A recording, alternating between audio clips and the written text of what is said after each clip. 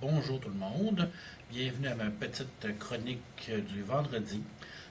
Je suis maintenant sur ma propre page Facebook, comme me l'a proposé un des auditeurs. Alors, il est fort probable que j'aie moins de questions pour les prochaines chroniques, puisque je commence à faire de la publicité pour la faire connaître. Par contre, je vais quand même faire les vidéos et les partager.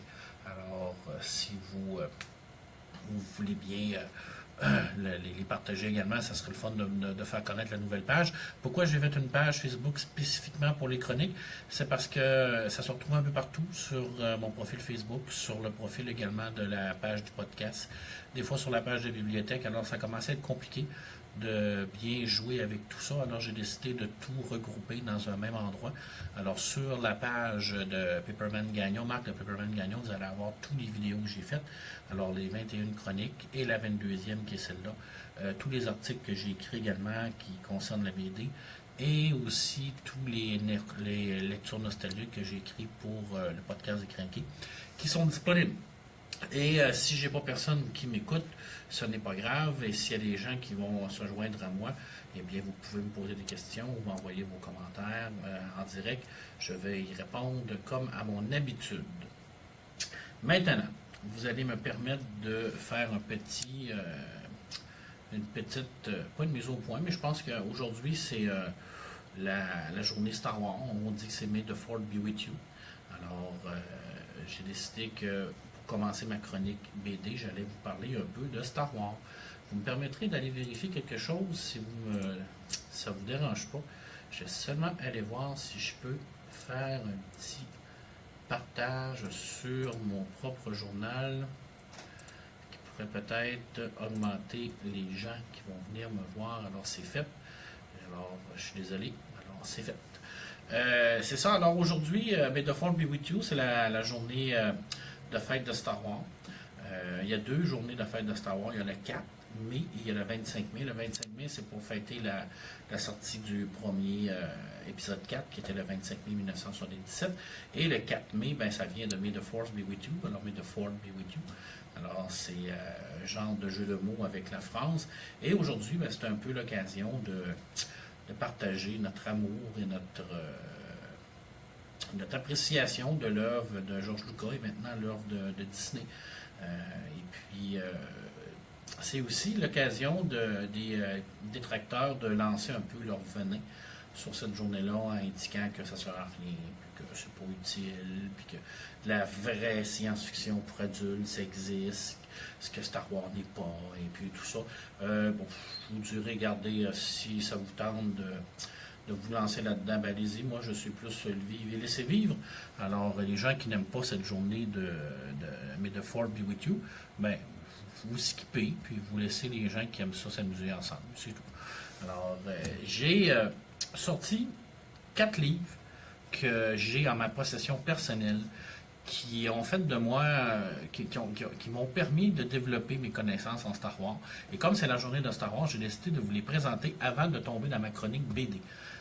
De toute façon, Star Wars, ils ont fait énormément de BD. Alors, d'ailleurs, si vous avez la chance d'aller voir la photo que j'ai mise sur la page de la bibliothèque, tous les Panini comics qui ont été faits sont à la bibliothèque François Hertel. Vous avez la possibilité de venir les lire. Ça va vous faire plaisir. Vous pouvez même les emprunter. Puis si vous n'êtes pas client, mais vous pouvez usager, excusez-moi, vous pouvez facilement vous abonner. Moi, Star Wars, je l'ai connu étant jeune, bien entendu. Je suis un geek de la génération Star Wars. Je l'ai délaissé un peu dans mon entre-jeunesse. Et puis, je suis revenu, j'ai joué beaucoup à Star Wars au niveau jeu de rôle. J'ai bien entendu tout écouter les films. Mais j'ai des guides de référence qui m'ont permis de développer beaucoup mes connaissances de Star Wars. Je voulais vous les présenter. Et puis, je pense que ça reflète un peu également mon travail au niveau de la bibliothèque. Alors, la première, ça je vais le garder pour la fin. Si vous avez la chance de tomber sur ces deux livres-là, juste ici, qui est Star Wars Year by Year, et je pense que la version française, c'est Star Wars, la génération, la chronique illustrée des 40 ans de l'aventure. C'est deux magnifiques livres qui vont vous expliquer dans l'histoire tout ce qui est arrivé au niveau de Star Wars, au niveau aussi également de la culture générale, la trilogie d'origine, et ainsi de suite. C'est super bien fait. Ça nous permet vraiment de suivre toute l'évolution de Star Wars, les films, les produits dérivés, mais également tous les comics, les BD. Comment ça s'est développé, les prix qu'ils ont gagnés, les années de sortie. Exact. Et ils vont également relier ça avec des événements des événements historiques qui vont avoir un certain effet sur Star Wars. 2 magnifiques volumes, très très bien documentés, 2 grosses briques, vraiment, vous pouvez voir là, ici. Là. Moi, ça me permet vraiment de bien me situer dans le temps et dans ce qui a été fait. Alors, il y a sa version anglaise aussi qui est juste ici, hier par hier. C'est 2 magnifiques livres ici. Alors moi, je les utilise beaucoup. Alors, ça me permet vraiment de rester en contact avec le monde de Star Wars. Et c'est quand même assez récent parce que ça va jusqu'en... Attendez-moi un instant.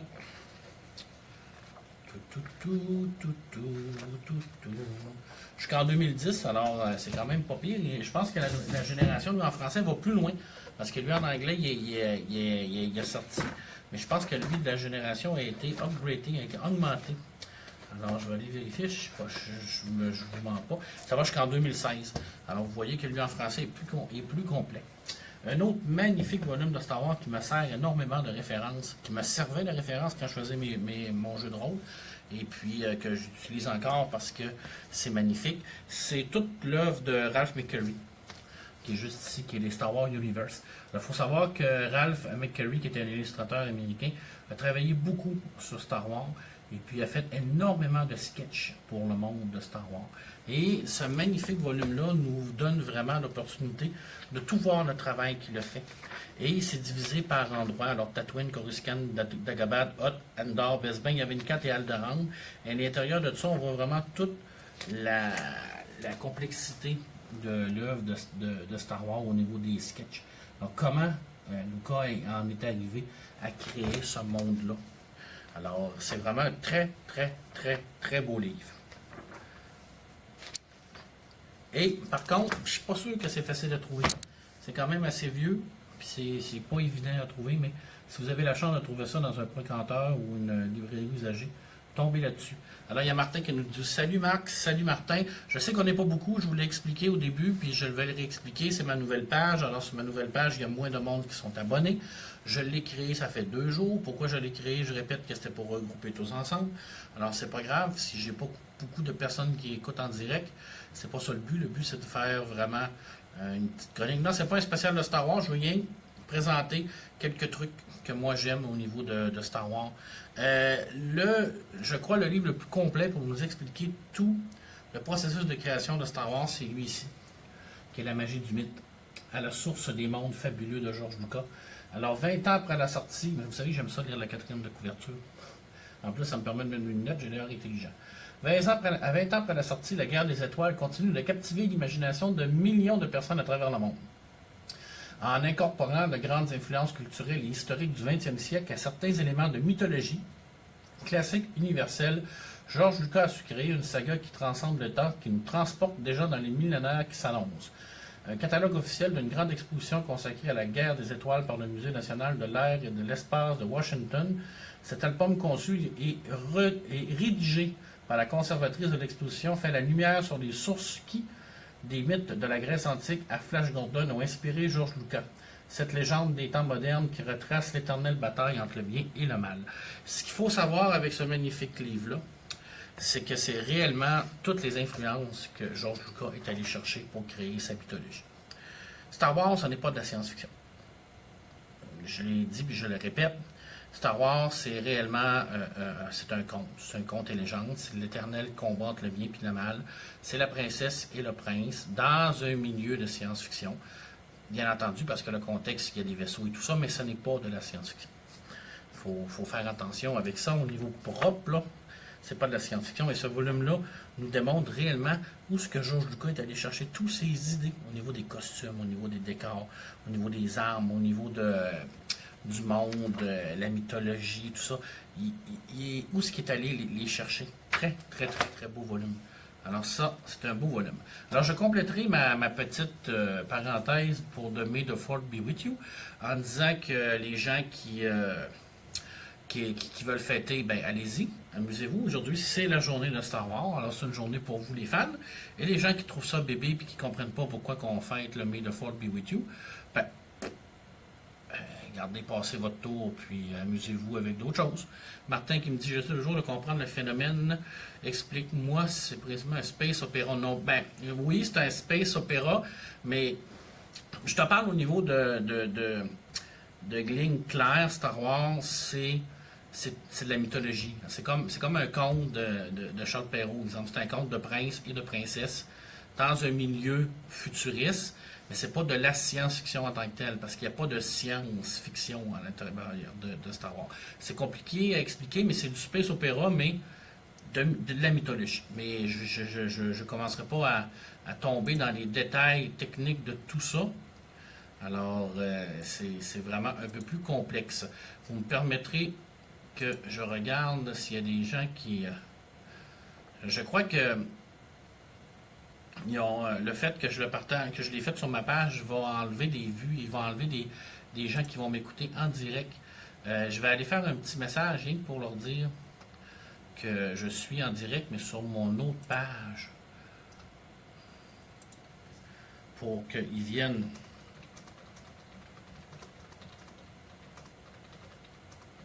Ça ne sera pas très long, les amis.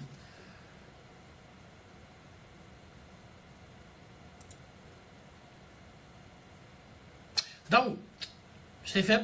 Et les gens qui sont là, tant mieux. La dernière vidéo que j'ai faite de la bibliothèque, je vous ai présenté la collection de la bibliothèque. J'ai fait un tour d'horizon de tous les BD que j'avais. Et je suis tombé sur une vieille série des années 2000 qui m'avait fortement marqué à l'époque. Et puis aujourd'hui, j'ai décidé de consacrer ma chronique à l'intérieur de cette BD-là, qui est la série Le Décalogue. Alors, je ne sais pas s'il y a des gens qui la connaissent. Attendez-moi un instant. Je vous remercie beaucoup de votre patience. D'accord. Bon. Le Décalogue, c'est une série de 10 volumes qui a été écrit, comme je vous l'ai dit, dans les années 2000. De 2001, je crois, à environ 2003, avec un hors-série.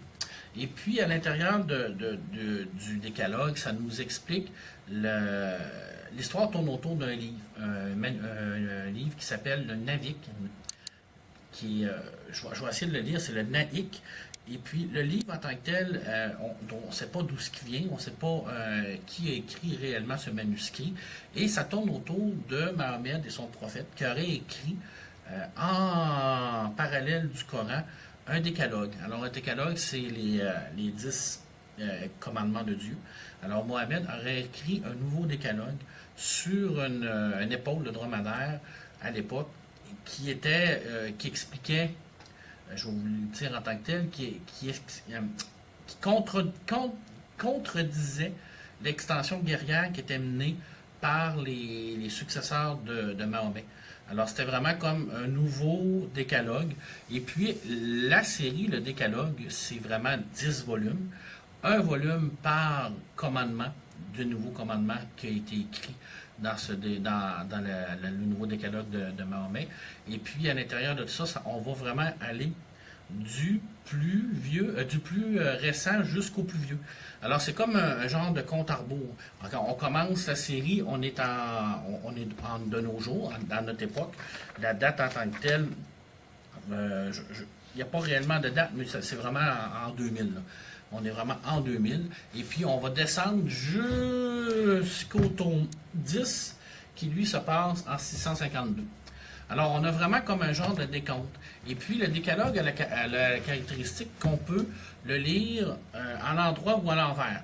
Alors, si on le lit dans la version qui nous est proposée, du tome 1 au tome 10, on va vraiment partir de 2000 jusqu'à Naïk, et on va redescendre jusqu'à la conception de ce fameux manuscrit qui est relié avec le décalogue de Mahomet. Et si on le lit en envers, et là, on fait toute l'histoire, mais à l'endroit, alors on va vraiment du décalogue de Mahomet jusqu'à Naïk au début. Alors, les deux se lient comme on veut. Personnellement, moi, je préfère le lire vraiment au niveau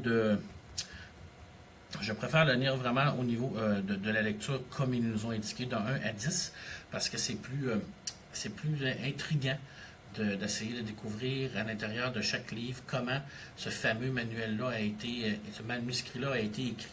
La particularité du décalogue, c'est qu'il y a un scénariste, qui est Frank Giroux, et chaque tome est dessiné par un dessinateur différent. Et puis, à l'intérieur de tout ça, bien entendu qu'on va avoir des styles de dessin complètement différents dans chaque tome. Alors, c'est super intéressant pour moi. C'est super intéressant pour les gens qui l'ont écrit aussi. Et puis, l'histoire, en tant que telle, c'est comme 10 one-shots, 10 BD qu'on peut lire indépendamment, mais qui sont reliés dans un genre de mosaïque. Alors, les 10 sont reliés dans le même monde, mais on n'est pas obligé de tous les lire pour bien comprendre l'histoire. On peut en prendre un, il y a l'exemple de prendre le tome 4, le lire. On va vraiment apprécier notre lecture, mais on n'aura pas la vue d'ensemble. Pour avoir la vue d'ensemble de toute l'œuvre, il faut lire les 10, mais rien ne nous empêche d'en lire seulement un. Et on n'est pas obligé non plus de les lire en tant que tel en ordre. On pourrait le faire de 1 à 10 ou de 10 à 1, comme je l'ai indiqué tout à l'heure. Mais on peut également en prendre un à la gang, puis le lire et tout ça. Je vois qu'il y a des gens qui participent. Je vous dis, c'est ma première aventure avec ma nouvelle page. Je ne sais pas comment ça fonctionne en tant que tel. Je suis en direct. Je ne sais pas s'il y a des gens qui sont capables de me lire ou de me voir. Ah, il y a Vincent qui est là. Bon, Vincent qui est ici. C'est très cool, ce genre de principe. Utilisé dans quelques séries ces dernières années, effectivement. Alors, salut Vincent. Comme je l'ai indiqué, c'est ma nouvelle page. Alors, il va y avoir moins de gens au début. Mais je pense qu'au fur et à mesure, bien, ça va s'équilibrer. Alors, les gens qui m'écoutent, tant mieux. Je vais quand même vous faire une petite lecture de chaque nouveau commandement que Mahomet aurait écrit. Il faut savoir que les décalogues, c'est une histoire qui est historique. C'est une BD qui est historique religieux. Alors, ça parle vraiment du Coran, de l'islam. Alors, c'est une BD qui se veut de fiction aussi. Hein, il y a quand même des éléments historiques, mais il y a un gros élément de fiction à l'intérieur de tout ça. Et c'est une BD qui a eu quand même un très bon succès. Alors, c'est excessivement bien écrit. Bien entendu, la force principale de cette série-là, c'est le scénario, parce que Giroux a réussi à créer 10 tomes avec 10 dessinateurs différents et à mettre tout ça cohérent. Alors, c'est sûr que la force, c'est le scénario. Et le dessin, varie. Alors, c'est entendu que ça dépend toujours de votre style de dessinateur que vous aimez. Alors, pour certaines personnes, il va y avoir des tomes qui vont vous paraître un peu plus, pas mal dessinés, là, mais qui n'est pas dans votre style de dessin que vous appréciez. Alors, on peut vraiment passer plus du côté semi-réaliste à réaliste, à comic book un peu. Alors, ça change. Je vais vous montrer des extraits un peu. Alors, je vais quand même, je vais faire la lecture. Vu que là, 3 personnes qui nous écoutent, alors c'est bien, on a augmenté notre nombre de vues. Alors, le tome 1, qui était toujours écrit par Giroux, hein. Ça je vous l'ai dit, là, toujours écrit. Ainsi, comme tu parlais, une grande force de la présentation de la série pour la couverture, ça joue, et oui, effectivement. Et là, vous allez voir vraiment les couvertures des séries que je vais vous montrer. Vous allez voir qu'ils ont travaillé énormément au niveau de la couverture. Tout à l'heure, on voit vraiment le travail incroyable des dessinateurs pour les couvertures. Et la 4e de couverture aussi, hein, lettres attachées. On sent le petit côté mystérieux à l'intérieur de cette série-là. On sent également le côté divin, tout le petit côté religieux. On sait qu'on a affaire à quelque chose là, qui est relié réellement là, au monde de religion. Là. C'est assez évident. Hein. Je veux dire, ça fait Bible un peu et tout ça. Alors, c'est vrai que c'est très important. Alors, le tome 1, qui se déroule à Glasgow de nos jours, mystérieux manuscrit abouti sur le bureau de Simon Brockmec, jeune directeur éditorial rêvant lui-même de gloire littéraire. Venu tout droit du passé, ce document va faire basculer plusieurs destins, dont ceux de Simon et de Gwen, la femme qui l'a quitté et qui continue à aimer comme un fou.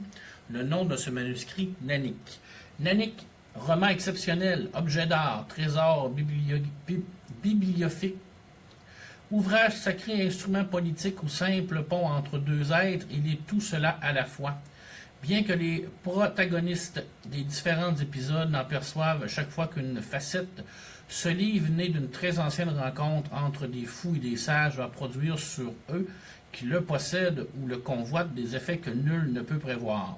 10 récits autonomes et pourtant liés À lire indépendamment ou comme une saga, 10 chapitres haletants abordant les passions qui habitent l'homme depuis la nuit des temps ainsi que ses angoisses face à l'au-delà et ses rapports au divin. Alors ça nous donne un peu la prémisse du tome 1 et de la série. Et le tome 1 est toujours relié à la fameuse épaule de chameau où le nouveau décalogue a été écrit par Mahomet. Alors c'est réellement ce petit bout-là. Et Naïk, le manuscrit, va nous indiquer l'histoire de ce bout d'épaule de Mahomet, dans lequel il a écrit les nouveaux commandements. Alors, attendez-moi un instant. Je suis réellement vraiment... C'est un omoplate de chameau, je dis une épaule, là, mais je ne sais pas comment ça passe à forger ces fleurs du tapis. Et chaque tome est relié au nouveau décalogue. Et l'histoire est reliée toujours à la prémisse de la loi de Mahomet. Encore la première loi, c'est tu ne tueras point. Alors, un décalogue, c'est un nom donné aux 10 commandements que, d'après la Bible, Dieu transmis à Moïse sur le mont Sinaï. D'ordinaire, ce thème a valeur de nom propre car il n'existe qu'un décalogue, du moins officiellement. Et ça serait le deuxième décalogue, le décalogue de Mahomet, qui viendrait contredire un peu les enseignements du Coran. Alors, c'est l'histoire. C'est pour moi qui l'ai écrit, c'est l'histoire. Et le tome 1, eh bien, on a un dessin un petit peu plus... Le dessinateur, c'est B.E. Alors, on a un dessin qui est un petit peu plus semi-réaliste. Je ne sais pas si on le voit bien ici. Quand même très bien coloré, selon moi. Un dessin vraiment que moi, j'aime bien. Alors, si vous pouvez m'arrêter, si vous avez des questions ou des commentaires, gênez-vous pas. Hein, ça va me faire un grand plaisir. Parce que je sais qu'on est 3 présentement à écouter. Les autres vont peut-être arriver, mais si vous, les 3 qui sont là, veulent me parler, me poser des questions, ça va me faire un grand plaisir. Alors, on a réellement un petit dessin, comme je l'ai dit, semi-réaliste. Moi, j'adore les couleurs. J'adore les couleurs style pastel un peu, là. Dans ce style-là, moi, j'adore ça. Alors ça tombe le tome 1, et je vous l'ai dit, le tome 1, ça passe en 2001. Et là, quand on tombe dans le tome 2, on descend toujours dans le temps pour bien nous expliquer. Alors, le tome 2, lui, va se passer un peu à l'avance, bien entendu. Et le fameux décalogue, l'histoire est toujours basée sur la loi. Le tome 2 s'appelle le Fatma. Alors, si vous ne savez pas c'est quoi un Fatma, faites une petite recherche. Tu resteras à l'écoute de ta conscience pour y entendre la voix de Dieu. Alors, Merwan et Aline s'aiment. Elle est danseuse, elle adore la vie, la fête et les voyages. Il est musulman et milite depuis peu dans un mouvement intégriste. La rupture survient à la gare de l'Est alors que le jeune beurre, humilié, impuissant et déchiré, regarde son ami monter dans le mythique Orient Express. Il croit reconnaître parmi les voyageurs l'écrivain Alid Riza, sur laquelle pèse une Fatma de 2 millions de dollars. Instinctivement, Mervan saute dans le train, ignorant que dans la valise du romancier se trouve un livre mystérieux et terrible qui va changer son destin. Et on sait que le livre mystérieux et qui va changer son destin, ben c'est Naïk, encore une fois. Naïk qui va influencer le choix de Merwan, qui va réellement comprendre qu'il y a une autre voie à l'intégrisme et à la violence qui est prêchée par les gens parce que le nouveau décalogue est à l'intérieur de ça. Alors ça, c'est le tome 2. Alors, hey, Jean-Antoine qui est là, du Bélé, je recommande Péché mortel, une excellente série d'anticipation.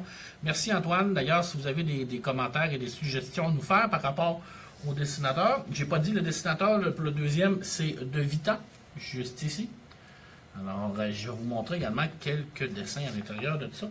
Alors, vous voyez, on se rappelle que je vous l'ai dit que c'est un dessinateur différent à chaque fois. Hein? Alors, le style est complètement différent. Vous voyez que les couleurs ne sont pas du tout les mêmes. Vous voyez également que la composition des traits non plus. On avait un dessin plus semi-réaliste. L'autre côté, avec le tome 1, un peu plus crayonné. Tandis que lui, c'est plus ancré. Style semi-réaliste aussi, mais c'est complètement différent quand même.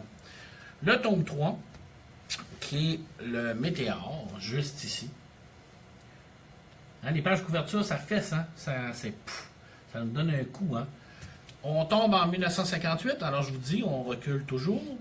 Malgré la neige et le froid, Shiley McGuire exulte. Bientôt, elle va tenir entre ses mains le mythique Naïk. Ça tombe toujours autour du Naïk. Hein? Un ouvrage que l'on croyait perdu et qui referme des éléments essentiels à ses propres recherches sur l'islam. Il se trouverait dans le météore d'Agio Manoli, un de ces fameux monastères grecs Perché au sommet de Python presque inaccessible. 6 hommes accompagnent Shelley, 6 hommes dont elle ne sait rien et qui, pour des raisons différentes, recherchent tout le même livre. Or, dans la région rôde un psychopathe particulièrement retard qui défigure les victimes avant d'emprunter leur identité. Un personnage étrange lié lui aussi à Naïk. Alors, ça nous donne une idée de le type de BD. Et le décalogue, le troisième, lui, est « Tu n'attribueras aucune image à ton Dieu ». Et là, on tombe vraiment sur plus un dessin style comique américain, je vous dirais.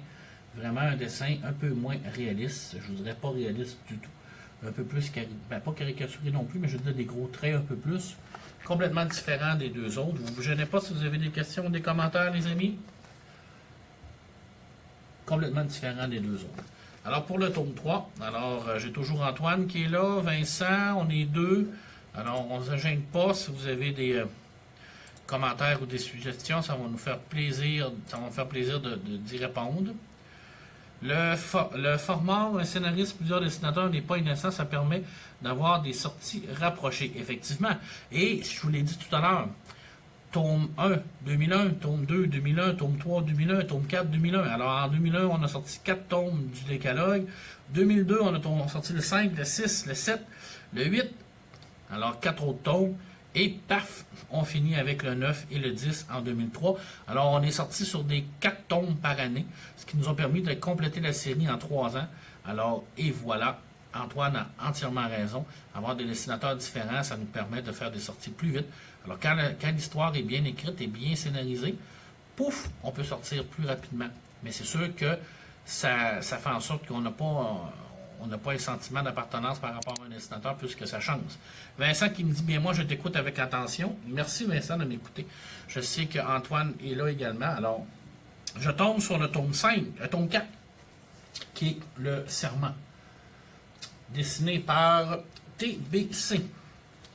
Alors, on est en Rome en 46, en tome 3 on est en 58, on descend toujours à 46. C'est comme un compte à rebours. On part vraiment du début de l'apparition de l'Annick à notre époque en 2000 et on descend jusqu'à sa création. Boum! 46, dans la gigantesque débâcle d'après-guerre, le père d'Avoir Stignac tente de sauver Vilko Topic, un ami d'enfance condamné à mort par les vainqueurs. Une tâche difficile, mais en sa qualité d'ecclésiastique, il peut utiliser le réseau Ratlin, mis en place par le Vatican pour exfiltrer certains criminels de guerre. En guise de remerciement, Vilko lui offre le seul bien qui lui reste, un livre au nom étrange et au contenu déconcertant, d'Annick. Et voilà. Mais, tandis qu'il essaie de berner les Alliés, Davor se retrouve soudain face à Milena, la femme qui a passionnément aimé avant de rentrer dans les ordres. Milena qui traque Vilko pour un crime dont le prêtre ignore la nature. Tout comme il ignore à quel point la jeune Serbe est elle-même liée à Navik. Il y a Antoine qui nous dit que le décalogue a lancé ce concept avec le triangle secret. Le triangle secret, je vais vous en parler également. Merci Antoine de nous en faire part. Je vais en parler du triangle secret parce que c'est une autre superbe série que ça va me faire énormément de plaisir de vous parler. Alors, le 4e décalogue, c'est « Tu ne porteras pas de faux témoignages ». Alors, je vous explique toujours que l'histoire est toujours reliée avec ça. Alors, on peut voir avec la 4e de couverture, quand on a quelqu'un qui a fait un crime, on ne sait pas trop, alors il va certainement avoir quelque chose qui va avoir rapport avec un faux témoignage à l'intérieur de ça. Et là, je vais montrer le dessin pour vous montrer le style qui change à chaque volume. Encore ici, on a un dessin plus style comic book, je vous dirais. Pas réellement réaliste non plus. On a quand même des beaux traits, selon moi. La couleur est beaucoup plus moins claire. On voit vraiment que la coloration est complètement différente. Juste ici, là, avec le premier surtout. Là. Alors, moi, je trouve que les 10 volumes sont quand même très très bien dessinés. C'est sûr que c'est différent par rapport à chaque volume. On tombe sur le tome 5, qui est Le Vengeur. Alors, je voulais jouer une magnifique couverture encore une fois. Dessiné par notre ami Rocco. Et c'est pas le même Rocco que certaines personnes connaissent. On tombe maintenant en Berlin 1922. 7 ans après le génocide qui a coûté la vie à une grande partie de les Arméniens du service de la dette traquent toujours leurs bourreaux turcs. Mais ces derniers, réfugiés dans diverses capitales européennes, méfiants et surprotégés, deviennent de plus en plus insaisissables. Pour localiser Selim Gounaï, criminel et bibliomane forcené, bibliomane forcené. Peut-on être un bibliomane forcené? Je ne sais pas. J'aimerais ça savoir c'est quoi un bibliomane forcené.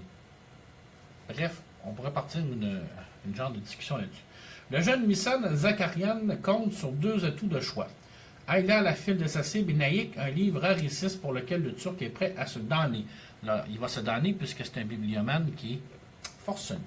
Mais Mistak a sous-estimé l'intelligence de Gunan et oublie l'amour qui surgit soudain là où l'on n'entend pas. Ainsi que la malchance qui semble poursuivre tous les possesseurs de Nanik. Nanik, on se rappelle qu'il va avoir un jeu qui va influencer toutes les personnes qui vont l'avoir. Le 5e tome nous revient toujours avec le fameux décalogue. Alors, c'est « Tu pardonneras à tes ennemis ». Alors, ça nous donne un peu la ligne directrice du volume. Et là, ici, on a un dessin que moi, j'apprécie un peu plus. Un dessin qui est, on peut dire, semi-réaliste, encore avec des... moins travaillé sur les couleurs, par contre, je vous dirais, encore une fois. Mais c'est vraiment super bien fait. Un super beau dessin, juste ici. Je ne sais pas si vous le voyez bien. Je continue. Alors, les gens qui sont encore avec moi, merci beaucoup. Le tome 6, qui est l'échange. Alors là, on était en 1922. On tombe en 1902. New York, en 1902. Alice Fleury fête ses 20 ans. Une riche demeure, des toilettes de luxe, des domestiques, des cours particuliers, une incessante dispute avec ses parents. Alice se fait une autre idée du bonheur et la compagnie des siens. Elle préfère celle de Meg, son ancien professeur de dessin. Un artiste plein de vie qui lui a fait miroiter d'autres horizons. Avant de sombrer à son tour dans une inexplicable mélancolie, un jour, alors qu'elle s'immerge du côté de Meg dans la carbonium d'une brocante, Alice tombe sur Nanik, bien entendu, parce que ça tourne autour de Nanik, un super livre ancien dont les illustrations lui rappellent étrangement la vieille gravure qui orne son propre salon. Intriguée par cette coïncidence, la jeune femme cherche à savoir davantage sur les mystérieux ouvrages, sans se douter qu'il va l'entraîner sur la piste d'un terrible secret de famille et profonder l'effondrement de ses intimes servitudes. Alors, le 4e prémisse... Race for the Galaxy. On trouve des trucs dans les BD des fois, alors on a trouvé ça, qui est un manuel d'instruction. Alors, merci beaucoup, on va le garder. La prémisse pour ce livre-là, c'est tu honoreras ton père et ta mère. Alors, bien entendu, que ça parle de famille à l'intérieur de ce livre-là, et puis c'est toujours relié. Ici, on a un dessin qui est complètement différent également. On joue plus sur les couleurs, un peu plus éclatantes. Quand même des beaux traits au niveau des personnages. Si vous avez des questions, des commentaires, les 2 personnes qui m'écoutent, je suis tous à votre disposition. Alors, on voit très bien le style qui est différent. Alors, je continue avec le tome 7, Les Conjurés, qui est juste ici. Page couverture, hein? Toujours magnifique page couverture. Honnête, là, ils ont travaillé énormément sur les pages couverture. Il y a aussi le 11e tome, oui. J'arrive avec le 11e tome. Je suis rendu au 7, 8, 9, 10, 11. Je vais toutes les faire, j'ai du temps, puis ça ne me dérange pas. Là, on était en 1902. On tombe en 1822. Dans une France malmenée par ses maîtres, je vous rappelle que c'est historique toujours. Hein, c'est toujours relié avec des faits historiques. Le romantisme naissant fait tourner bien des têtes, entre autres celle d'Hortense Fleury qui, dans le feu d'une émeute, tombe sous la chambre du lieutenant Vitrac. Sans doute parce qu'il est jeune et beau, sans doute parce qu'il appartient à la fascinante Charbonnerie, une société secrète qui vise à renverser la monarchie, et sans doute parce qu'il semble partager son penchant. Seul obstacle à cette attirance mutuelle, un enfant qu'elle ne veut pas blesser et un mari infirme à qui elle voue un respect quasi religieux. Si le rang elle-même, Hortense décide alors de détourner ses sentiments bouillonnants en se vouant corps et âme à la cause défendue par les Carbonari. Mais c'est tout autant pour leur venir en aide que pour éblouir le bel officier qu'elle propose la fabrication d'un ouvrage hors du commun, destiné à faire date dans l'histoire de l'édition, son nom Nanik. Alors vous voyez que là, on est parti du Nanik là, et là on commence avec le tome 7, à comprendre qui l'a écrit, ce fameux Nannick-là, qui a eu une influence sur le tome 6, 5, 4, 3, 2 et le 1. Alors, c'est dessiné par Gillion. L'autre, je l'ai dit, c'était Mounier, je ne sais pas si je vous l'avais dit. Et la prémisse ici, c'est « Tu ne tromperas pas ceux qui t'aiment ». Alors, on comprend qu'avec ce que j'ai dit comme 4e de couverture, eh bien, et là, encore une fois, un dessin complètement différent. Ça s'en ressemble un peu quand même. Je dis différent, mais c'est pas toujours aussi différent que ça. Là. Et voilà. Alors, je continue avec le tome 8, qui est Nannick, le fameux Nannick, qui est dessiné par Rollin. On tombe en 1813. On sait que en 1822, il a été écrit, mais je vous l'ai dit que c'était relié toujours avec le fameux omoplate de Chameau, dans lequel Mahomet aurait écrit le décalogue. Alors, c'est sûr qu'à partir de là, on tombe vraiment dans les plus anciennes histoires, jusqu'à la conception du livre. Alexandre et Ninon Fleury regagnent la France dans les débris de l'armée impériale. Ils trouvent refuge chez Hector, frère de Ninon et romancier fameux, qui vit dans une étrange demeure dont chaque recoin transpire l'angoisse et le mystère. Mais le malaise d'Une reste peu de choses à côté de la terreur qui saute lentement dès que le soleil se couche. À cet instant, les murs résonnent des cris à peine humains que lance l'ex-capitaine Nadal, frère d'Hector et de Ninon, enfermé dans sa folie et tenu à l'écart dans une pente isolée. C'est à chaque nuit, une hideuse entité vient troubler son repos, un être maléfique né d'un crime passé et de son imagination délirante, un monstre redoutable auquel il a donné le nom de Naïk. Alors, on voit ici que Naïk serait aussi une entité, mais je ne veux pas vous vendre le punch, mais c'est clairement, on voit clairement qu'on est encore dans la conception du fameux Nannick qui influence tous ces gens-là. Alors, tu ne montreras charitable envers les faibles, les démunis et les pauvres d'esprit. Salut Sébastien, merci d'être là. Salut Sébastien. Il m'en reste 2. Alors, et le fameux 11e qu'Antoine m'a indiqué, le tome 9 qui est le papyrus de Ko-Ombo. Alors, on était en 1813 avec le dessin de Rollin, on tombe en 1798 avec le dessin de Fauvre. Alors qu'Artis et Savant qui ont accompagné Bonaparte sur le Nil ne jurent que par les pyramides et les pharaons, le capitaine Eudnal Nadal fait la connaissance d'un homme pour qui l'histoire égyptienne ne s'est pas arrêtée à l'Antiquité. Archéologue, linguiste et peintre de talent, Fernand Desnouettes se pensionne pour le monde musulman dont il connaît parfaitement les traditions et les légendes. L'une d'elles le fascine particulièrement. Elle parle du labyrinthe de Thoth, un mystérieux sanctuaire perdu dans les sables de Ko-Ombo, où, à la mort du prophète, se seraient réfugiés les adeptes d'un culte étrange dérivé de l'islam. Chargé avec ses hussards d'escorter le savant jusqu'aux sources du mythe, Eugène va devoir affronter le désert, les Malamucs et autres chasse-taubes, mais ceux-ci ne seront rien à côté de ce qui attend les survivants au cœur du sanctuaire. Alors ici, on tombe vraiment dans un peu plus fantastique. Et la prémisse, je veux dire, le fameux décalogue ici, qui est à notre 9e, c'est « Tu ne convoiteras pas le bien d'autrui ». Alors, je vous l'ai dit, Fauve, comme dessinateur, ici, on est vraiment un dessin vraiment très réaliste. On tombe vraiment dans un dessinateur qui est beaucoup plus réaliste que les autres qu'on a vus. Différents styles de couleurs aussi, hein. On peut voir également en arrière, là, les petites couleurs, tout ça, là. Ça ressemble beaucoup à ce que Giraud fait, hein, à ce que Moebius faisait à l'époque, au niveau des roches et tout ça. Là, c'est vraiment... Ici, là, on peut voir, hein, le style de dessin. Alors, réellement, un très beau style de dessin. Et on termine le décalogue avec le 10e, le fameux 10e volume qui nous explique vraiment d'où l'omoplate du chameau est arrivé. Et on tombe en 652. Alors, je vous rappelle qu'on était en 1798. Et on finit en 652. Alors, les conquêtes arabes ont placé sous la même bannière les peuples aussi différents que les Égyptiens, les Perses, les Syriens, les Libanais ou les Afghans, unique ciment de ce vaste ensemble, la religion. Une religion que le prophète Mahomet a transmise essentiellement par la parole, si bien que 20 ans après sa mort, les divergences fleurissent et menacent la cohésion de l'Empire tout autant que la crédibilité de l'islam.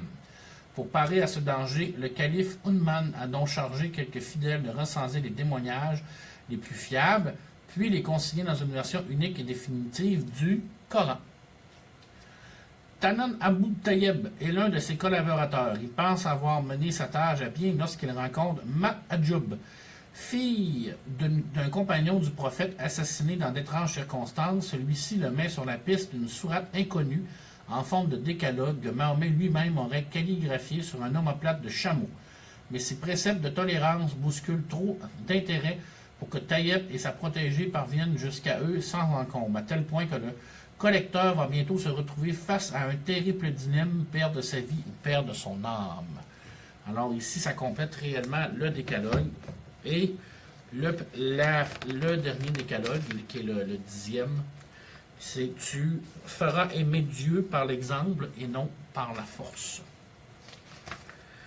Et encore ici, dessiné par Franz, on tombe vraiment dans un dessin qui est un peu plus basique au niveau des visages surtout. Une très belle coloration. Alors c'est un style qui est différent de les autres. Quand même un beau style de dessin. Plus classique.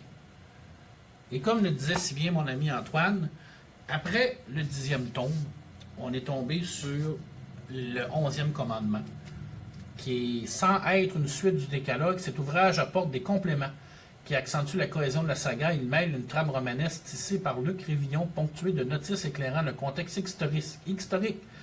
À 5 récits écrits par Franck Giroux, dessinés par Bruno Rocco, celui-ci lève le voile sur plusieurs mystères restés précédents.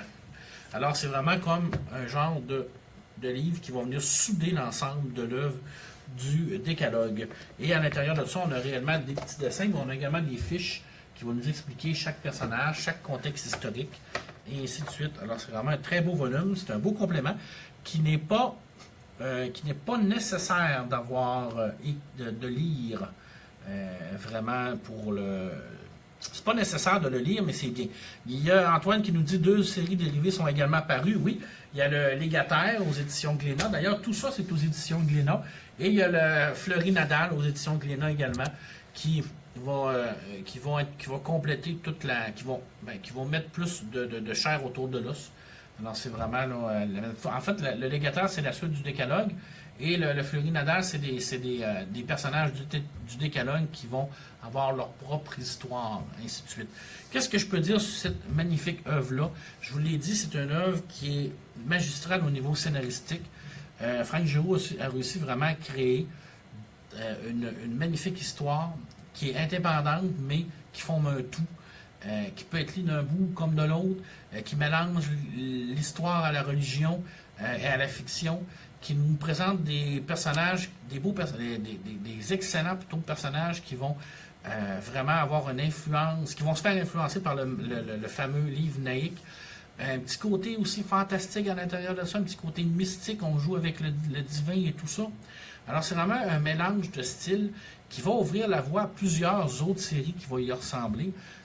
Et puis le Triangle secret, donc je vais vous parler, un de ces 4, en est une série qui se ressemble beaucoup à ça et qui est excellente également. Alors, c'est une belle série. C'est quand même une série qui est quand même assez récente, 2000, facilement trouvable. Vous allez à votre libraire ou à votre bibliothèque. Actuellement, la majorité des bibliothèques dans lesquelles j'ai travaillé l'avaient. Alors, c'est vraiment une série qui est classique. C'est une série, par contre, qui peut déranger, surtout à notre époque, parce que ça parle de l'islam, ça parle de Mahomet, ça parle vraiment d'un livre qui est mystique, qui un peu... bouscule les préceptes même de l'islam au niveau du Coran et tout ça. Alors, mais il faut se rappeler que c'est de la fiction. Hein. Il faut toujours se rappeler de tout ça. C'est basé sur des faits historiques à l'intérieur de tout ça, mais ça reste que la base même de l'histoire, c'est de la fiction. Alors, c'est vraiment une très belle série. Je vous l'ai dit, 10 dessinateurs différents. Alors, c'est peut-être le petit côté qui peut accrocher pour certains. C'est peut-être un côté qui va être plus le fun pour d'autres. Parce que pour certains, c'est sûr que quand on lit une série avec le même dessinateur, le même scénariste, ben on s'identifie à eux. On devient un peu leur ami parce qu'on les aime, on aime ce qu'ils font. Ça nous permet également de voir l'évolution. Hein, l'évolution du dessin, puis l'évolution du scénario, puis l'évolution de la symbiose entre les deux. ce qu'on n'a pas à l'intérieur de ça, parce que, comme Antoine le disait, ça a sorti rapidement. On a fait vraiment ça pour être rapide. Alors, on n'a pas ce sentiment d'appartenance qui se développe envers le dessinateur, puisque c'est le dessinateur qui est différent.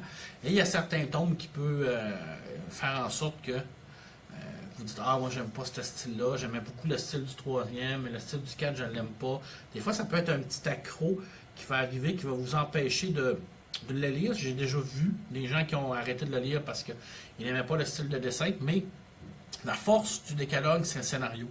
C'est une histoire extraordinaire qui pourrait facilement être adaptable en série télé ou même en film. Ça serait... Tout est là, je veux dire, et ça ferait une superbe histoire, une histoire vraiment très intelligente, une histoire qui serait bien ficelée. Je ne sais pas pourquoi ils ne l'ont jamais fait, peut-être que ça se parle, peut-être que ça s'est déjà parlé, mais c'est à connaître. Alors, si les gens en veulent en savoir plus, ça va me faire plaisir de vous en parler plus en privé. Vous pouvez m'envoyer un petit message, ça va me faire un grand plaisir. Alors, je rappelle, aux éditions Glénat, 10 tomes, 11 tomes avec le fameux volume qui est ici, le décalogue de Giroux et de dessinateurs différents, disponible à la bibliothèque François Hertel et sûrement disponible dans les autres bibliothèques. Alors, je vous remercie, messieurs, de m'avoir écouté sur ma nouvelle page. Je sais qu'on n'a pas eu beaucoup d'interactions. Habituellement, on interagit beaucoup plus de ça parce que je le fais sur mon profil. Mais comme je l'ai dit, je viens juste de créer cette page-là. Alors, on va vraiment développer ça tranquillement, pas vite, tous ensemble. La meilleure des choses, si vous voulez m'aider, c'est d'aimer ma page et partager la vidéo. Et puis, ce soir, on va voir Gardiens de la Galaxie 2 avec la gang du podcast. Ensuite, on va certainement faire une émission spéciale pour vous dire ce qu'on en pense. Alors, je sais que les amis de la France l'ont déjà vu.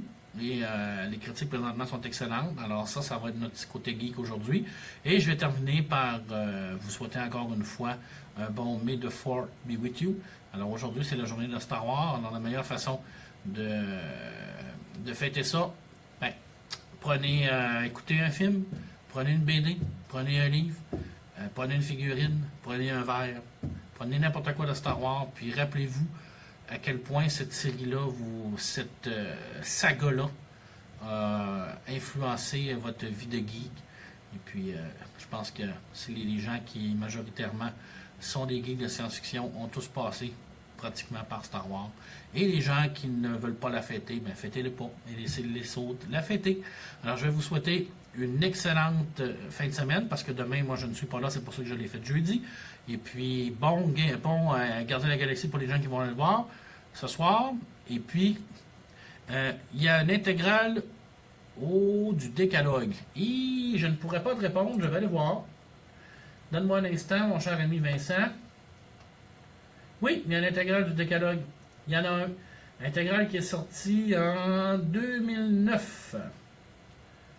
Mon cher. Alors, oui, il y a une intégrale qui est sortie pour les gens qui veulent avoir plus d'informations sur l'intégrale. Envoyez-moi un message, ça va me faire plaisir de vous envoyer des informations. Merci de m'avoir écouté. Bonne BD. Bye.